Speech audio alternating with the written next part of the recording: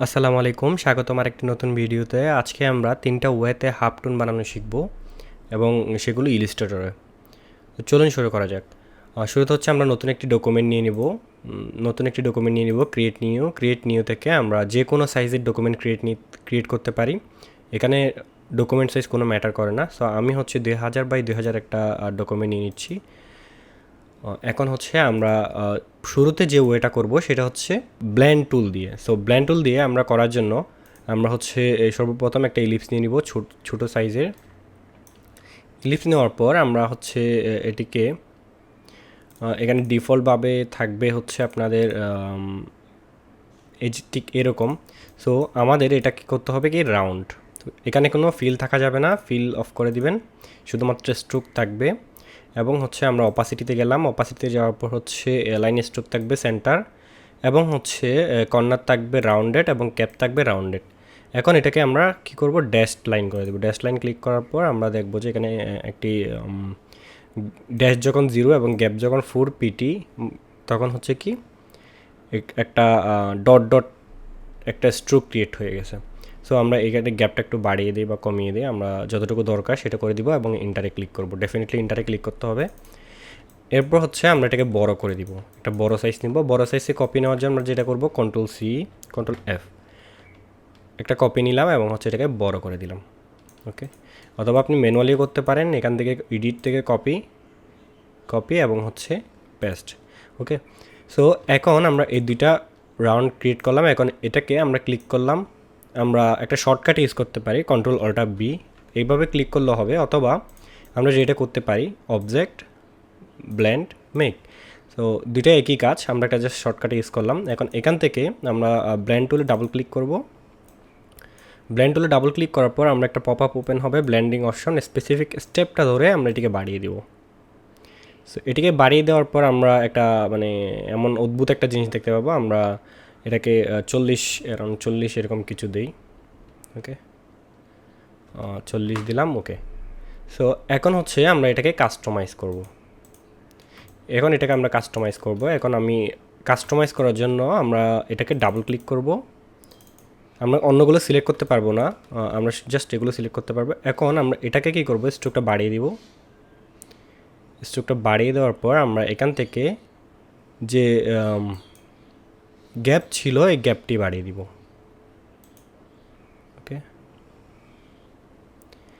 ওকে, আমরা গ্যাপটি বাড়িয়ে দিলাম, যার যতটুকু দরকার ততটুকু বাড়াতে পারবেন। দেন হচ্ছে আমরা এখান থেকে আমরা যদি চাই ওই সাইডের যে স্ট্রোকটা আছে সেটারও আমরা কাস্টমাইজ করতে পারবো। আমরা অবশ্যই এখানে আসার পর ইন্টারে ক্লিক করব, না হলে এটা কিন্তু সেভ হবে না। সো এরপর হচ্ছে আমরা এদিকে এসে এটাকেও ডাবল ক্লিক করে বা হচ্ছে এখান থেকে ব্লেন্ড টুলে এসে এটাকে ক্লিক করার পর আমরা এটাকেও কাস্টমাইজ করতে পারবো। এটা স্ট্রোকটা বাড়িয়ে দিলাম এবং এই স্ট্রোকের গ্যাপটা বাড়িয়ে দিলাম। ওকে, সো আমরা মোটামুটি একটা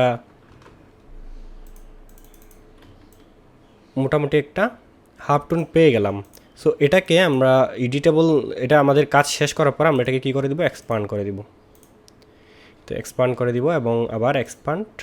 ওকে, স্ট্রোকগুলোকে ফিল করে দিব। এখন এটা আমাদের হয়ে গেল। সো এটা এখন কালো আছে, এটাকে আমরা চাইলে কাস্টমাইজ করতে পারবো। এখন এটাকে মনে করেন হচ্ছে দেখেন এই জায়গাগুলো দেখতে ভালো লাগতেছে না, বিভিন্ন অংশ কিন্তু ভালো লাগতেছে না। সো এগুলোকে আমরা ঠিক করার জন্য আমরা অন্যভাবে করতে পারি। এখন আপনি যদি চান এগুলোকে বড় ছোটো করবেন, এগুলোকে এই সাইডটাকে বড় করবেন, এটা টোটালি আপনার উপর। ওকে, সো আমরা এখন মোটামুটি একটা ওয়ে শিখলাম। এখন চলে যাই দ্বিতীয় ওয়েতে। তো সেকেন্ড ওয়েটা হচ্ছে ইলাস্ট্রেটরের ডিফল্ট দেওয়া। এটা হচ্ছে মূলত কাজ করে গ্রেডিয়েন্ট দিয়ে। সো আমি হচ্ছে একটা সার্কেল নিয়ে নিচ্ছি। সার্কেলে আমরা হচ্ছে ফিল দিয়ে দিব এবং ব্ল্যাক অ্যান্ড হোয়াইট দিয়ে দিব। এই হাফটোনের যে অপশনটি আমরা এখান থেকে পেয়ে যাব, পিক্সেলেট থেকে কালার হাফটোন।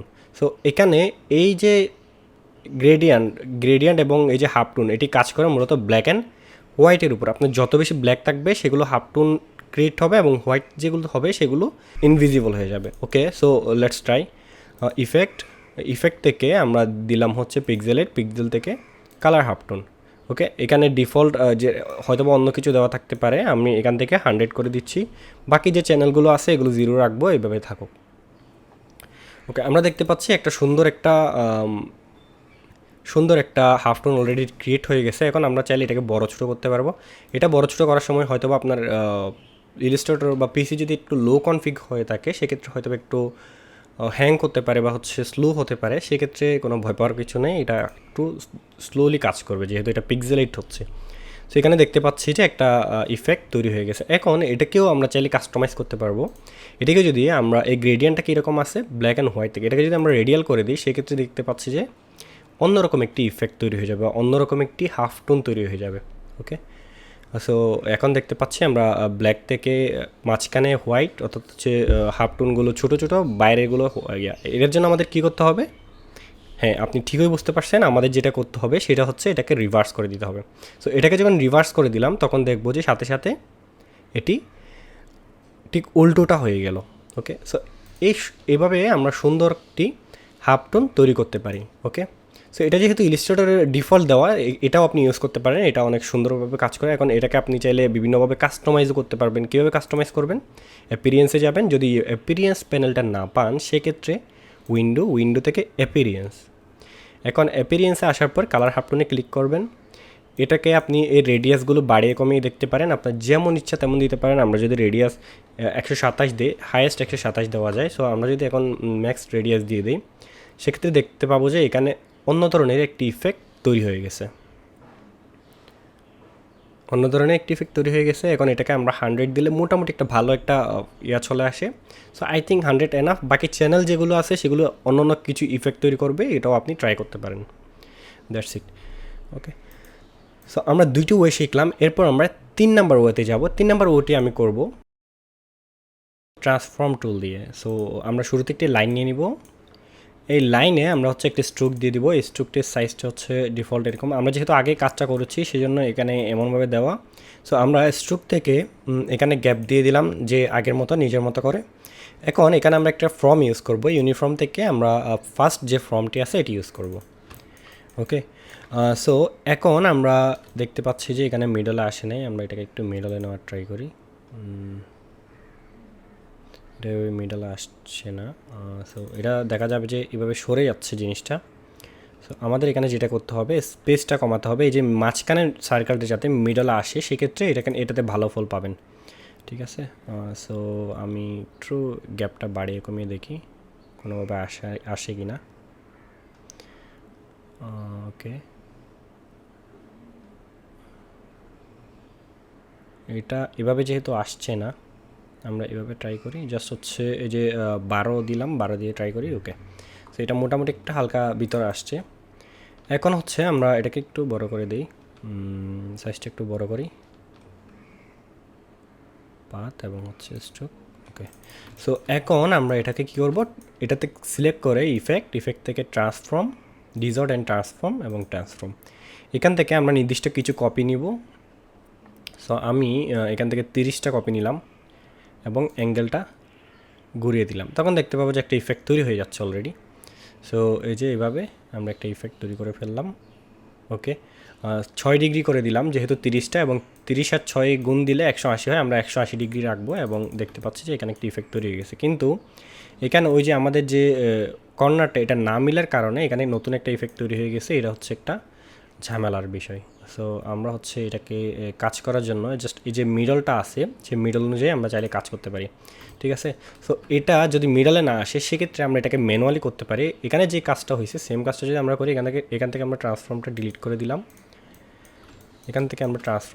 করে দিলাম। এখন এখানে যে মিডলটা আছে, জাস্ট এটা যে মিডলটা আছে সেটাকে নিয়ে কাজ করব। ঠিক আছে, সো এটাকে আমি করলাম অবজেক্ট থেকে এক্সপ্যান্ড অ্যাপিরিয়েন্স। সো এখন এটা কি হয়ে গেল, ফিল কালার হয়ে গেল।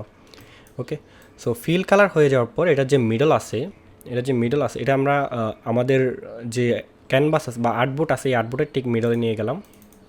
ঠিক মিডলে নিয়ে যাওয়ার পর আমরা এখান থেকে এটাকে রোটেটে ক্লিক করলাম। রোটেটে ক্লিক করার পর এটার মিডল ঠিক এই জায়গায় মিডলে আসে, সেন্টারে এসে অলটাতে ক্লিক করলাম। ঠিক আছে, অথবা আমরা আগে যাতে প্রিভিউ দেখতে পারি সেক্ষেত্রে এইভাবে দিয়ে দিলাম এবং এখান থেকে ঠিক পাত, ঠিক এখান থেকে মিডল আসলাম, অথবা আমরা চাইলে একটা রোলারও নিয়ে নিতে পারি। ওকে ওকে, এখন আমরা এটাকে সিলেক্ট করলাম লক গাইড, এটাকে সিলেক্ট করে ক্লিক এবং হচ্ছে ঠিক মিডলে সিলেক্ট করে দিলাম, এই জায়গায় মিডলে সিলেক্ট করে দিলাম। এখন আমরা মনে করেন হচ্ছে একটা জাস্ট রোটেট করে 6 ডিগ্রি করে ঘুরিয়ে দিলাম, 6 ডিগ্রি বা 7 ডিগ্রি, 8 ডিগ্রি, 10 ডিগ্রি দিলাম। ওকে, এখন এটাকে কন্ট্রোল ডি দিলে এভাবে চলে আসলো। সো এটাও একটা হাফ টোন। এটা যদি আমরা ডিগ্রিগুলো কমিয়ে দেই, লাইক হচ্ছে এটা হচ্ছে মনে করেন হচ্ছে আমরা যদি 5 বা 3 দেই, সেক্ষেত্রেও একটি হাফ টোন তৈরি হয়ে যাবে। ওকে, জাস্ট কন্ট্রোল ডি হোল্ড করে আছি, এভাবে একটি হাফ টোন তৈরি হয়ে গেল। ওকে, এখন আমরা এই যে মাঝখানে যে জিনিসটা দেখা যাচ্ছে এটা নষ্ট হয়ে গেছে, সো এটাকে আমরা চাইলে একটা হোয়াইট শেপ দিয়ে ঢেকে দিলাম, এটা অথবা এটা আমরা পরবর্তীতে কেটেও দিতে পারি।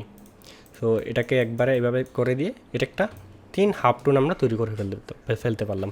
আশা করি এই হাফ টোন নিয়ে আর কোনো ঝামেলা থাকবে না কারো। আমরা 3 ধরনের হাফ টোন তৈরি করলাম একই ভিডিওতে। আশা করি আপনারা এখন হাফ টোন খুব সহজে ক্রিয়েট করতে পারবেন। সো ইনশাল্লাহ এরকম আরও কিছু ভিডিও নিয়ে সামনে আসছি। সে পর্যন্ত ভালো থাকবেন, সুস্থ থাকবেন। আসসালামু আলাইকুম।